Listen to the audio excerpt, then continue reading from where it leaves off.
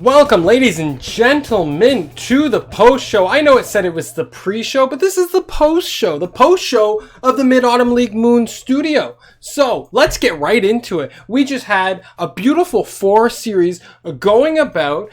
We may have a special guest pop in, and you may recognize her voice, but we will see if she can get into this before the end of the filming. But let's just get straight into this. Let's just go very first game. What happened there? We had none other than DeMonster versus Motivate.Trust Gaming. Now, I think I predicted that this was going to be going in the favor of Motivate.Trust Gaming. I thought they had this in the bag. Turns out I was wrong. Turns out I was not right at all, unfortunately. So what happened is that game 1 was an interesting thing. I have notes written down because I don't have talking points. No, I do, but it's fine. So game 1, I think it was.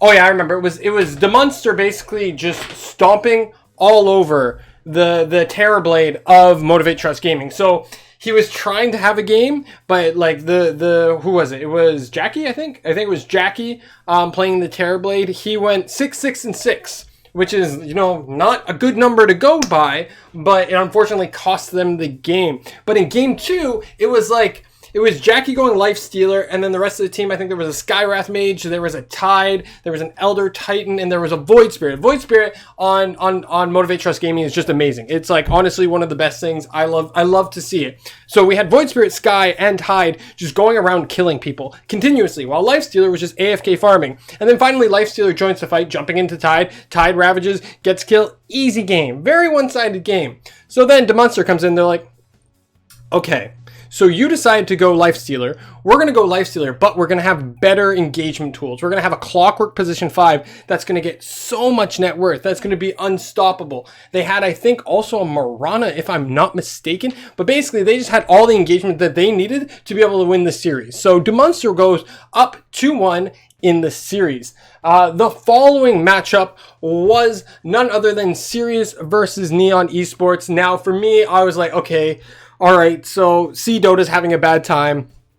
I'm almost sure that Team Sirius is going to win this series, but I was actually mistaken. It was Neon Esports going 2-1 against Team Sirius. Game 1 was in favor of Team Sirius. They had an Oracle, they had a Tiny, they had a Timbersaw, they had a Brood. I should have just started with that. They had a Brood. Broodmother had a kind of crappy early game, but like the mid game really popped off for her. Game was over in 37 minutes.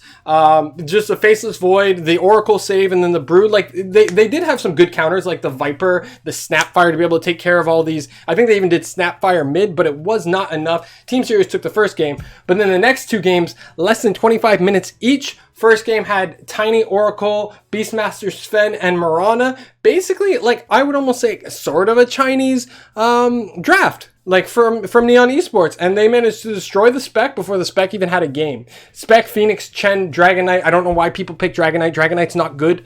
I have an ad playing. That's great. That's awesome. Anyways, so then the next game was Tiny, Dro, Chen, Pango, and Dazzle. And yes, Dazzle, I'm like 99% sure was a carry in that game.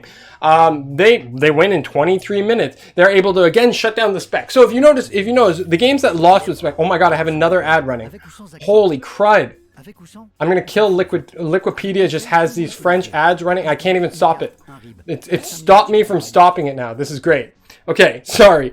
So in the second game, you did have, just basically shutting down before the Spec could do anything. I'm gonna kill Liquipedia. Liquipedia keeps just sending this ad to me continuously as I'm trying to look at what's happening in these matches. So that leads up to the next series. After Neon Esports finally getting a win for the Seaside, we go into LBZS, the number 1 seeded team in the Chinese region, going up against Neon Esports, which was...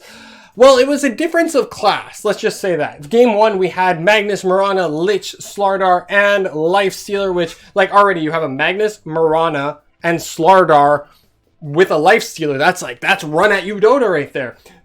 33 minutes, able to beat out the Snapfire, Tusk, Faceless Void, Ogre Magi, and Kunkka. Next game, they decide, you know what, we're going to go Doom, which, like, Doom...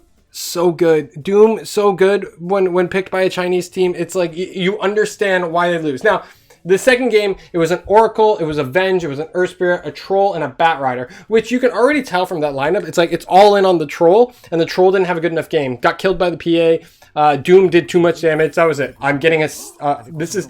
Liquipedia, you're going to get like a record of ads going in on one single day. So after that, we had the next, and I'm pretty sure it was the last series of the day, which was Matador versus Team Sirius. Now, I did not, like, I know that Matador looked really good in the early stages of the playoffs, but that was completely against C teams. And I think the class difference between C and China is very large. It's larger than we think. With the exception of the Team Sirius versus Neon Esports series, which was very much in favor of C Dota, Matador's been kicking butt against IO, against Boom, but it was not enough. Like it was I don't want to say it was a one-sided series. Like the first game, Oracle, Magnus, Rubik, CK, and Bloodseeker.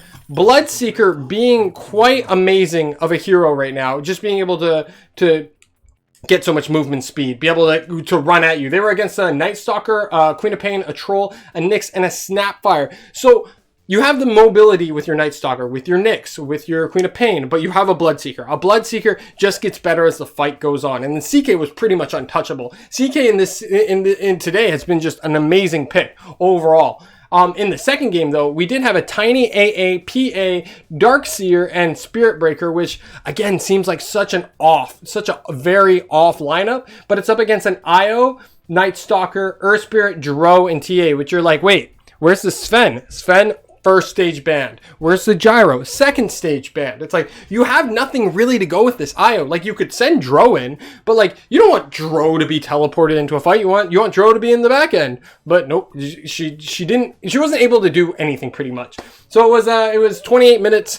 It was over. Team Sirius cleanly showing that they deserved their spot in the group on where they were at. So that leads us up to our next games, which I remember I forgot to do the visual, but we had Galaxy Racers going up against Team Magma, our first game tomorrow. I think we only have 2 games tomorrow.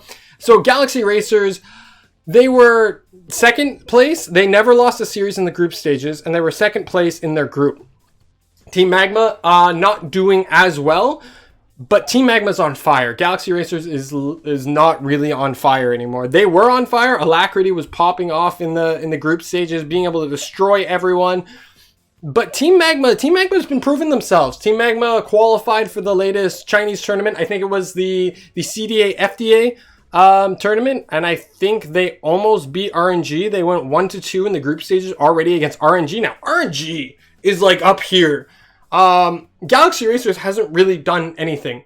Galaxy Racers has a really good group stage, but in my opinion, this is heavily favored in Team Magma. Team Magma were able to tear apart IG Vitality pretty well. Like, it was a 2-1 series, but I think the Galaxy Racers versus Team Magma, it's going to go 2-1 again. I think Galaxy Racers are going to have a game where they have a good draft, and it's going to be a draft win. But otherwise, I think Team Magma's just on fire right now. Like, jokes aside, they're on fire.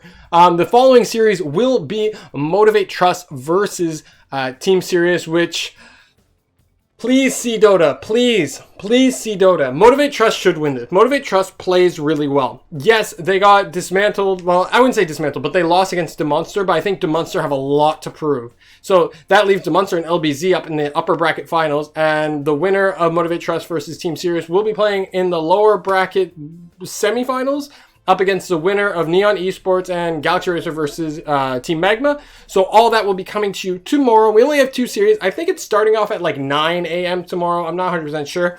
But thank you for tuning in. It's a really short pre-show, post-show, whatever you call it. But thanks for tuning in, and we'll be back next time. See you guys.